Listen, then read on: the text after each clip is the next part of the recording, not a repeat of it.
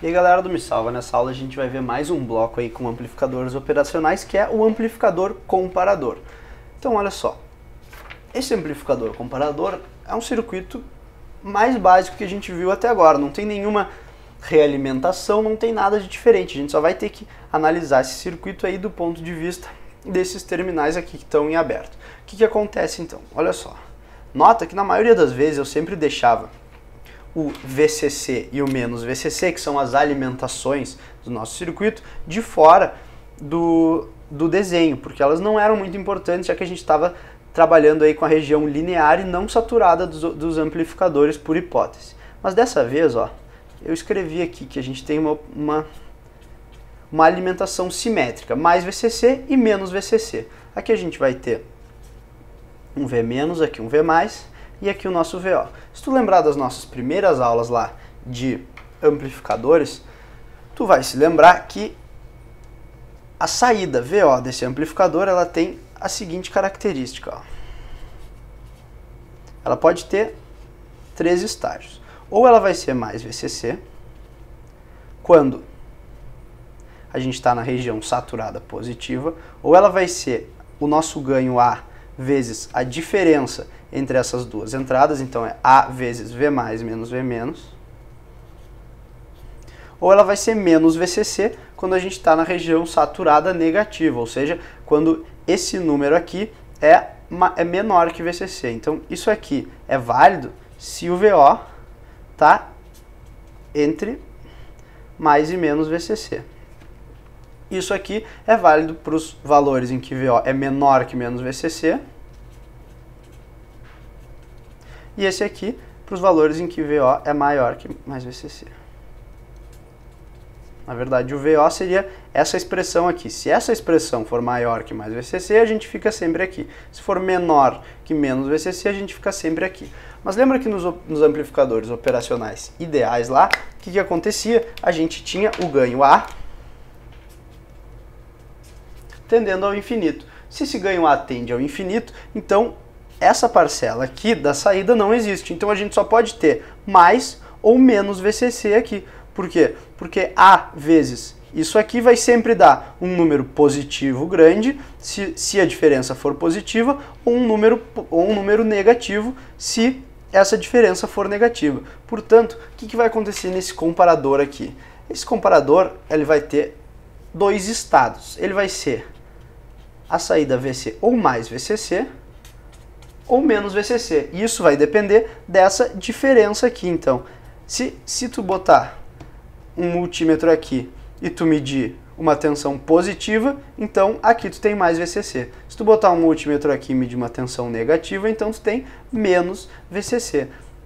Por isso que ele é um amplificador comparador, porque ele compara as duas tensões. Então, se V mais é maior que V menos, temos mais VCC. Se V menos é maior que V mais, a gente tem o menos VCC aí. Vamos ver então como é que a gente poderia usar esse comparador aí na prática e vamos ver qual é a limitação dele, por que ele não é tão usado assim. Olha só. Imagina esse circuito aqui, tá? A gente tem o V menos está aterrado e o V mais está aqui com uma entrada VI. Vamos supor que VI é um seno lá. Tá? Então, se tu der uma olhada nesse gráfico aqui, ó, a gente vai desenhar a saída do comparador. Aqui a gente tem V e aqui T. O que acontece? Essa curvinha azul aqui vai ser o VI. Se tu olhar para esse comparador, o VO, como a gente sabia, o VO é mais VCC se V mais for maior que V menos. E é menos VCC se V menos é maior que V mais. Para uma senoide, sempre que ela estiver acima do zero, a gente tem V mais maior que V menos, então mais VCC. Já quando essa senoide está abaixo do zero, a gente tem que o V menos é maior que o V mais, portanto a gente tem menos VCC aí. Então olha só, se a gente aplicar uma senoide na entrada desse circuito, conforme está mostrando esse gráfico aqui, o que vai acontecer? Quando a gente tiver, se a gente considerar que esse ponto aqui é o zero, quando a gente tiver nessa região aqui acima do zero, então o V mais é maior que o V menos. Portanto, a gente vai estar com a saída em mais VCC. Quando chega nesse ponto aqui, a gente tem V menos maior que V mais, e daí a gente vai com a saída para menos VCC. Então a gente vai gerar uma onda quadrada, olha só. Nesse ponto aqui ele passa para o mais VCC de novo. E assim vai. Então o que a gente fez aqui? A gente tinha uma senoide lá na entrada e a gente gerou uma onda quadrada. Mas qual é a limitação desse circuito? Bom, estou olhando de fora assim, parece que o circuito está funcionando muito bem normalmente. Geramos a onda quadrada que a gente queria. Mas olha só, vamos pegar essa região aqui, ó, e a gente vai dar um zoom nela. E a gente vai escrever essa região aqui toda em um outro gráfico. Então olha só, passando para esse próximo gráfico aqui. Esse aqui é aquele ponto zero lá. Agora o que tu tem que entender? Essa nossa tensão senoidal aqui, ela não é perfeitamente senoidal. Se tu olhar aqui de longe, ela pode até parecer que é senoidal. Mas quando tu chegar perto, na verdade, ela vai ser uma coisa assim, ó.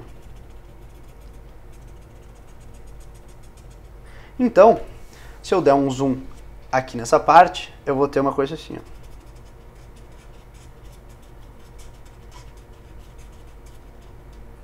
Então, olha só, nessa parte aqui, em que a gente está cruzando o zero, olha quantas vezes, na verdade, esse zero foi cruzado.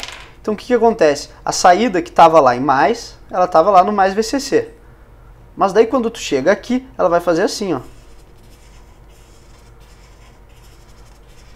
Até que uma hora ela passa e fica em menos VCC. Da mesma forma, quando esse aqui estiver voltando lá para cima, ele vai estar voltando daquele jeito assim. Ó, então, quando a gente chegar nesse pedaço aqui, a gente vai ter de novo isso aqui, ó. Então, olha só, a gente não gerou uma onda quadrada perfeita, e isso em função de algumas coisas.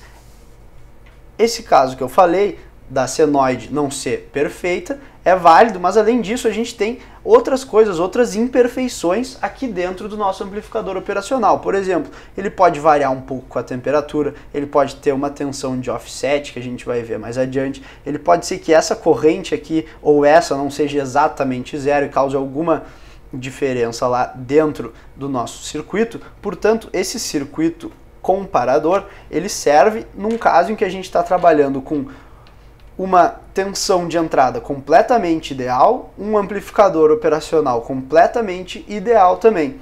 Portanto, não é um circuito que vai ser usado na prática, justamente por causa desse grande ruído aqui que vai se formar na saída do circuito. Como é que a gente vai resolver isso aí? A gente vai ver na próxima aula, quando a gente vê o circuito comparador com histerese. Daí a gente vai resolver esse problema aqui do ruído e das não idealidades do nosso amplificador operacional. Era isso aí então e até lá.